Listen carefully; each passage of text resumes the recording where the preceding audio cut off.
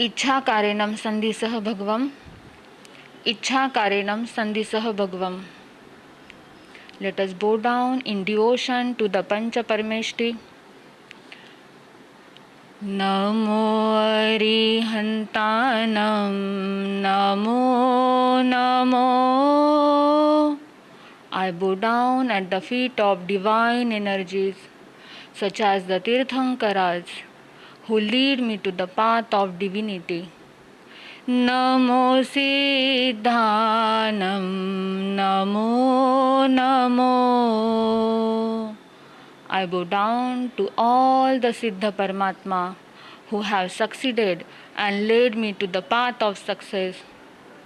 Namo Ayariyanam, Namo Namo. I bow down at the feet of all Acharyas whose conduct is exceptional and guide me in the right conduct. Namo Vajjayanam, Namo Namo. I bow down at the feet of all the Upadhyayas who learn and teach everyone the path of the Tirthankar. Namo Loe Sauva Sahunam. I bow down at the feet of all the saints who limit themselves to gain the infinite energy. Eso pancha namokaro sauva pavapanasano mangalanam cha sauvesi padhamam havai mangalam mangalanam cha sauvesi padhamam havai mangalam. These 5 divine energies are auspicious and would guide me on the path of divinity. I bow down in complete devotion before them. Namo Tirthayarana. I bow down to all the Tirthankaras. Namo Gurudevaya. I bow down in devotion at the feet of my Gurudev, most revered Pujya Gurudev Anand Rishiji Maharaj Sahib, and infinitely benevolent Pujya Gurudev Upadhyaya Bhagwan Praveen Rishiji Maharaj Sahib. My immense gratitude to the holy feet of Paramatma and Gurudev Upadhyaya Praveen Rishiji Maharaj Sahib for showering his grace upon me to be an instrument in delivering the Uttaradhyayana in English. Aram afternoon everyone. I Sadhvi Arohi welcome the devotees gathered here to listen to the sacred techniques of 24 Tirthankar Paramatma Mahaveer and to participate in worshipping the Shrimat Uttaradhyayana Sutra. This sutra holds great significance as it contains the last words of Paramatma Mahaveer before his salvation. I would be presenting the English version of Gurudev Sri Praveen Rishiji discourse on the Shrimat Uttaradhyayan. Today is the 7th day of our humble effort. We will try to understand and absorb the secrets of chapter 12 as decoded by Gurudev Sriji. Get ready for Samavsharan meditation. Close your eyes. Inhale deeply and exhale slowly. Again inhale and exhale slowly. Visualize you going to the divine Samavsharan of Paramatma Mahaveer. In the divine assembly is surrounded by silver, gold and gem encrusted enclosures. On all 4 directions are the gold, gem and Vaidurya Maniratna archways. In the sky, celestial beings are playing divine music and showering flowers. The atmosphere is filled with harmony, and devotees from all directions come with a deep sense of devotion, wishing to become pilgrims at the feet of the Paramatma. We too step forward in reverence towards the divine assembly, walking on roads of crystal steps, crossing the three gates that symbolize the completion of devotion, knowledge, and conduct. There is a huge Ashoka tree and a crystal throne. A divine radiant body of Paramatma Mahaveer is seated.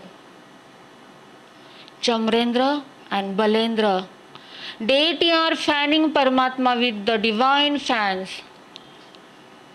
Gods, kings, and revered beings bow with utmost devotion to Paramatma Mahaveer.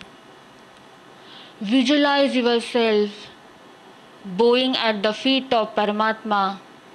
The one has the power to end all sins, bestows fearlessness, and acts as a ship to cross the ocean of this samsara, sansar sagar.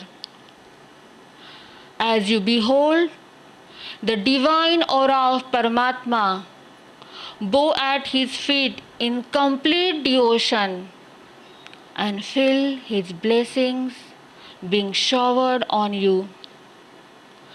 Take permission from Paramatma to listen to his words and take your seat in his presence. Vardhamanam saranam pavajami. Vardhamanam saranam pavajami. Vardhamanam saranam pavajami. Open your eyes.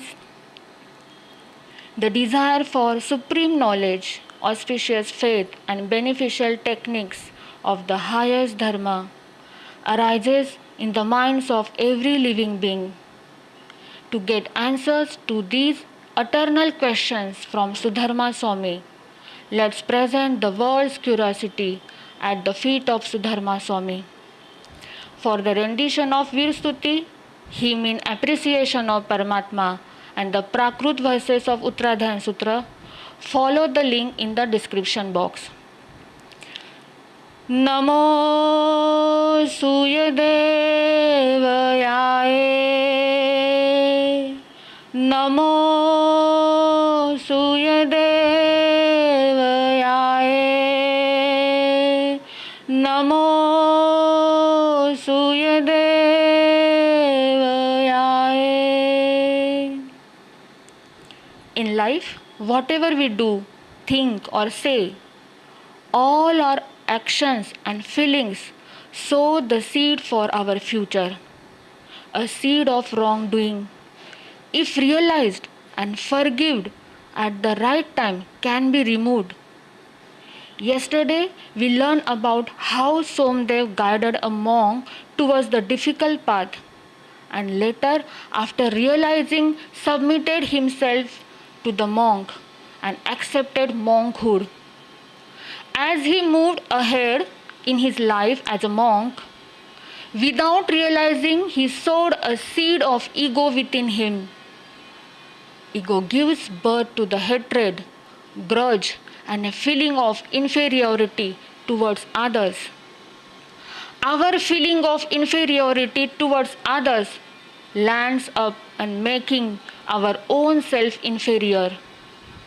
Somdev did not realize that he had implanted the seed of ego within him in his journey of spiritual practice. He never sensed this seed of ego, and so he never repented or tried to contemplate for this.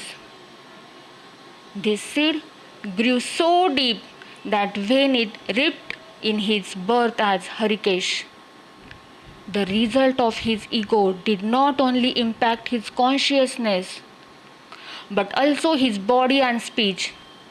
As a result, he was born in a caste which was considered very low. His physical appearance was ugly, and his actions and character too did not attract anyone. He was mocked and disrespected by everyone. In these moments of disrespect, Harikesh, instead of blaming those who disrespected him, he asked questions and reasons to himself of what was the problem within him for which he was mocked and disrespected by all. In this process, he realized that the poison was within him, and now he wanted to know the root cause of this poison. In his search of finding the root cause, he comes to know of his previous birth, where he was a monk and had planted this seed of ego. The ego of him being a Brahman, a caste revered as a very high. Immediately, the boy Harikesh, after knowing his previous birth, realizes his mistake and he repents for the ego he had carried. He burnt his seed of ego in meditation and repentance. Thus it became fruitless.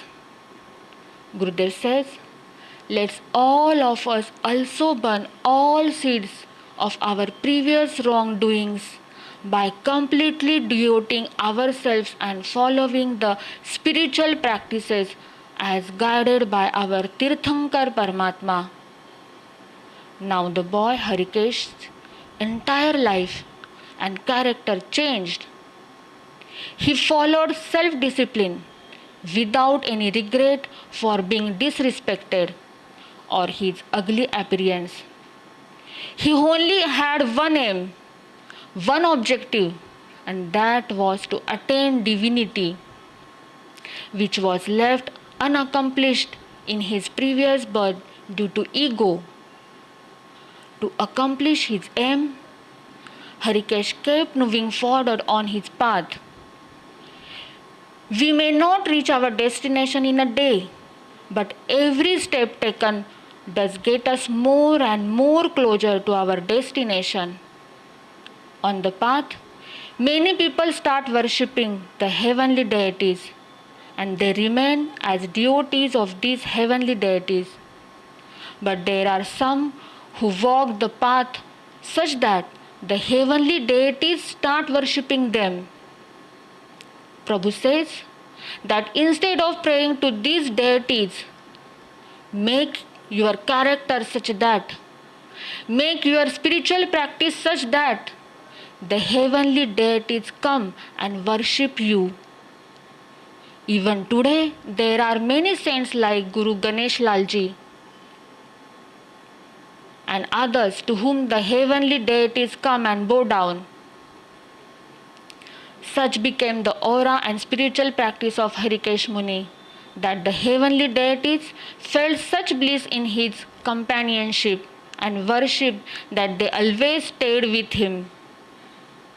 Once in the city of Banaras, Harikesh Muni was standing and meditating in a temple of deity Yaksha.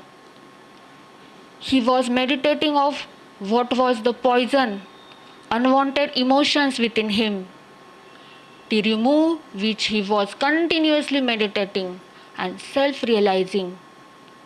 At that time, Bhadra, the daughter of King Kaushik, with her friends, arrived at the temple to worship the deity. Bowing down to the deity, Bhadra saw Muni Harikesh and got a feeling of inferiority towards him. Seeing his clothes, and spat on him.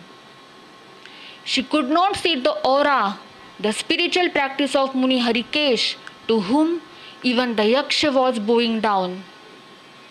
Harikesh Muni did not mind this as he was deeply meditating. But the Yaksha got angry, and to punish her, he entered the body of Bhadra. She became very restless and started getting out of control, on which the king appointed many people for her revival, but none could succeed. After which the Yaksha from within her told that she had insulted an ascetic saint, and the only way she could be free is if she surrender her life to Harikesh Muni. The king requested Harikesh Muni to accept her daughter, to which Harikesh Muni denied as he was a celibate.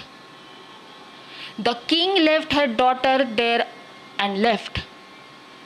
The next morning, the Yaksh realized that she had repented for her mistake, so he set her free, and she came back to her father. The king was then told that she could now be only married to a Brahman, and so the king got her married to the royal priest, and now the royal priest had become the son-in-law of the king. The royal priest performed a grand yajna on gaining his new stature of becoming the son-in-law of the king.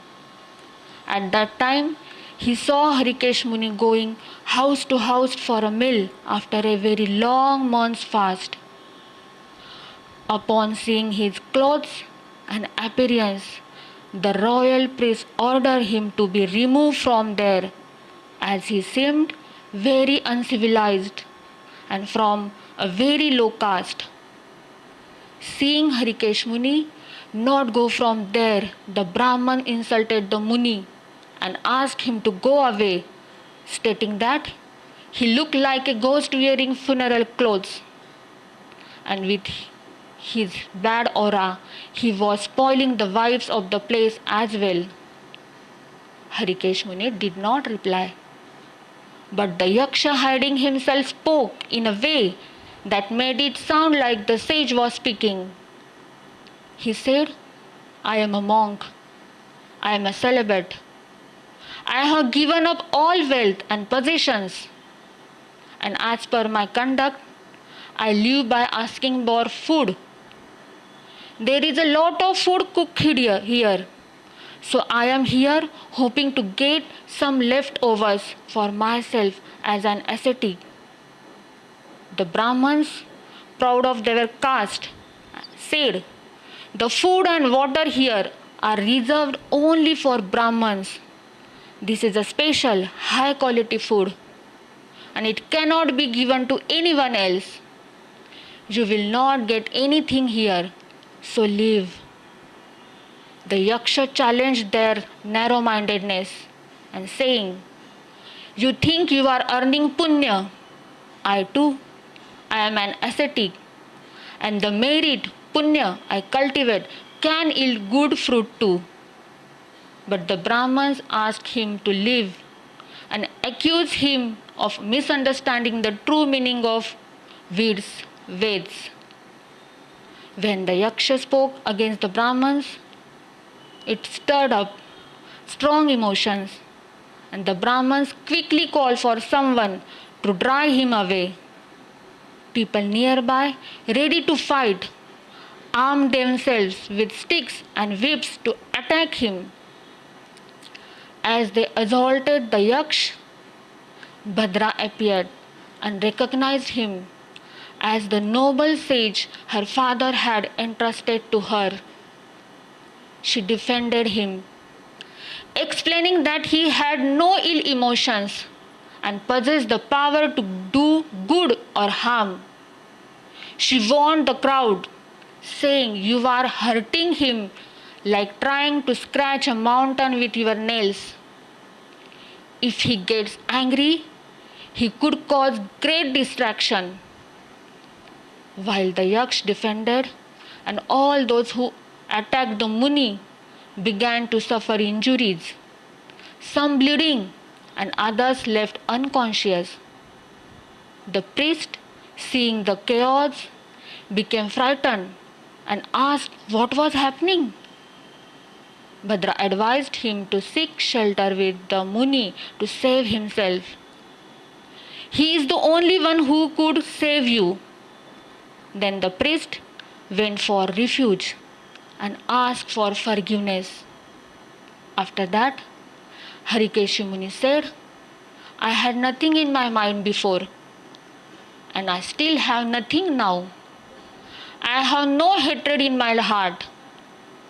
This game that was played was not by me. There are few devotees who have done this without asking me. They are not here for my service, but in their devotion, they played the game. I have nothing to do with it. The Brahman priest then surrendered at his feet in no time and said, You are a great sage. Please have mercy on us. A lot of food is being prepared here. Be kind to us. Show your grace and accept some of it. The sage had no feelings of disrespect in his heart, so he accepted the offering. As soon as he did, the yakshas, the deities at his service, were pleased and showered rain. Seeing all this, the people thought, We have been performing rituals, chanting mantras, offering sacrifices, and calling upon the deities for so long, but not once have they blessed us with rain from the sky. The ritual he performs does not fit in our Vedas, but yet deities above worship him. They were inquisitive to know what all he does, how he performs his yajnas and other rituals. The questions of the people and answers given by Harikesh Muni are detailed in this chapter. The priests and people are questioning Harikesh Muni. What kind of ritual or yajnas do you perform? Muni replies, The yajna I perform is to protect the 6 different types of living beings, to show compassion to all beings. And the rituals I believe in are don't lie, don't steal, practice celibacy, avoid ego, practice self-control, and always have a pure and positive mind. The people then ask, What is the fire in your yajna? Whom do you offer as a sacrifice?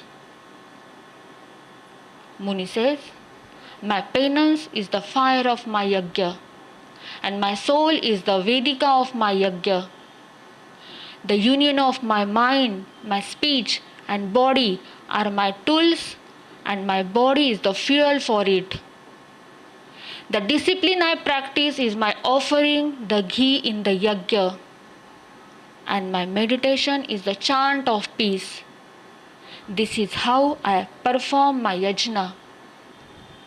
The next question people ask Harikesh Muni is, to perform a yajna, one must bath first. No yajna can happen without a bath. What kind of bath do you take? Harikesh Muni replied that dharma is my sacred lake and celibacy is my pilgrimage of peace.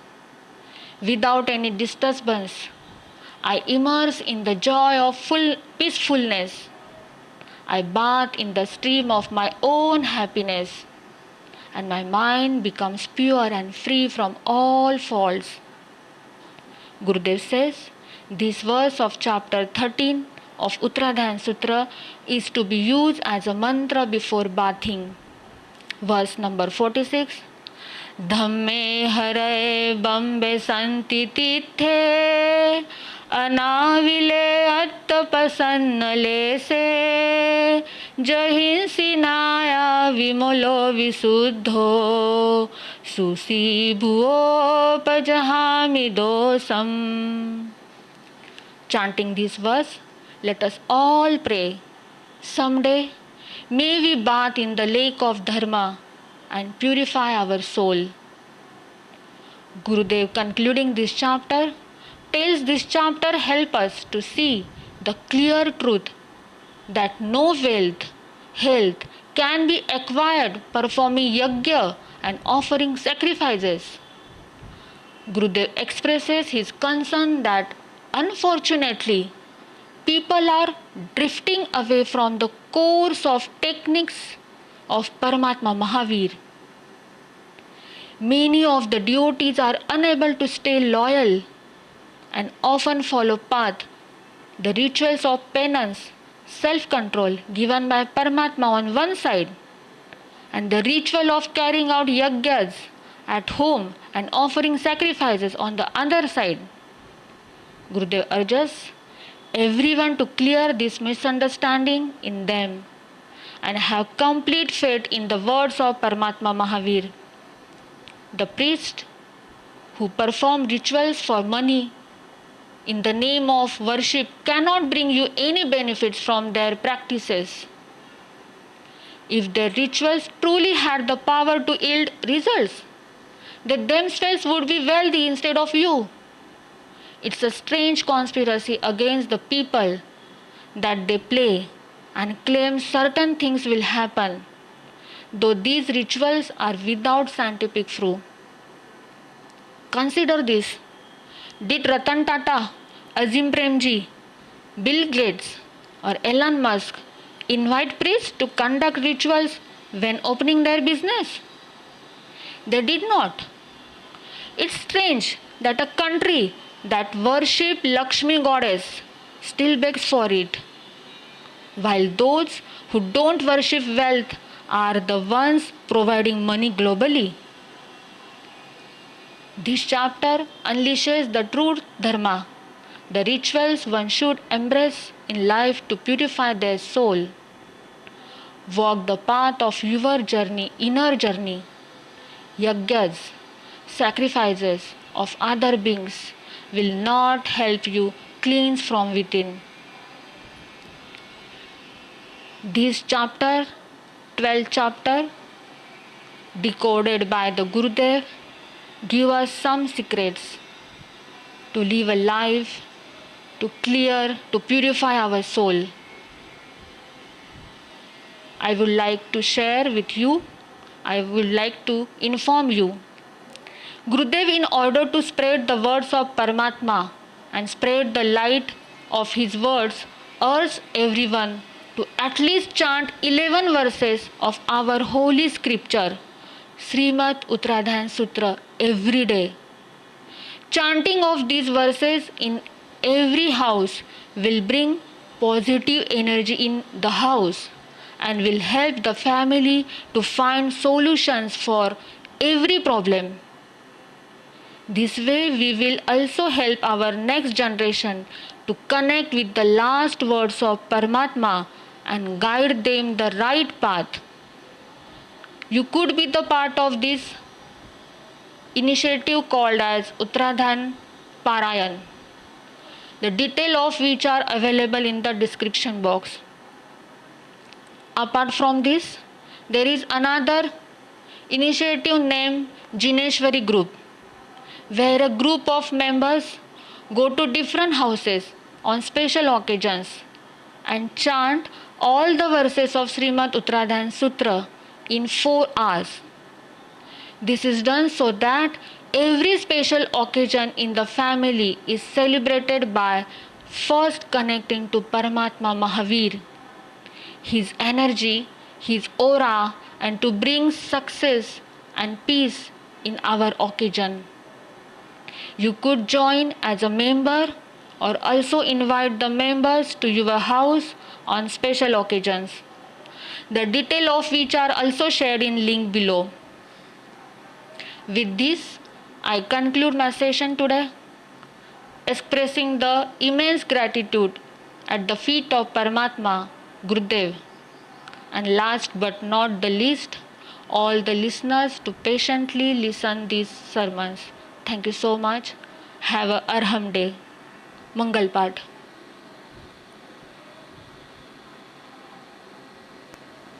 चत्तारि मङ्गलं अरिहन्ता मङ्गलं सिद्धा मङ्गलं साहो मङ्गलं केवले पन्नतो धम्मो मङ्गलम्